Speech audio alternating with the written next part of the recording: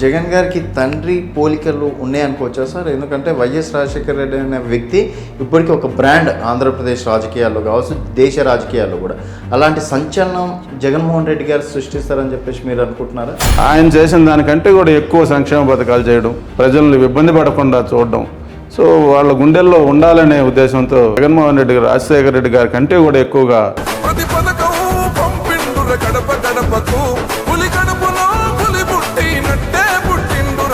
గతంలో TDP party నుంచి కూడా మీకు ఆఫర్లు వచ్చినాయి 2014 సమయంలో. అయినా కూడా మీరు జగన్మోహన్ రెడ్డి గారి వెంబడే ఉండడానికి ప్రధాన కారణం ఏంటి? వైఎస్ఆర్ కాంగ్రెస్ పార్టీ జగన్మోహన్ రెడ్డి గారు ప్రజలకి బాగా సేవ చేస్తున్నారు. సో అలాంటి వాళ్ళతో మనం ఉండాలి కానీ జెండలు జత కట్టడమే మీ ఎజెండా, జనగుండల గుడి కట్టడమే జగను ఎజెండా.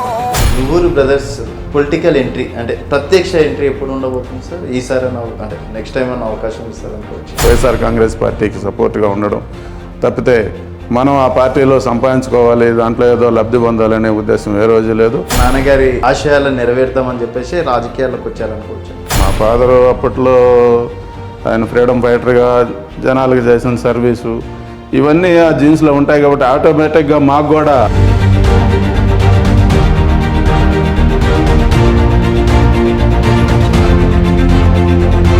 మీకు అవకాశం ఇచ్చినా రాకపోయినా జగన్ గారితోటేనా మీ ప్రయాణం? ఖచ్చితంగా అండి. ఇప్పుడు కూడా జగన్మోహన్ రెడ్డి గారిని వదిలే ప్రసక్తి ఉండదు.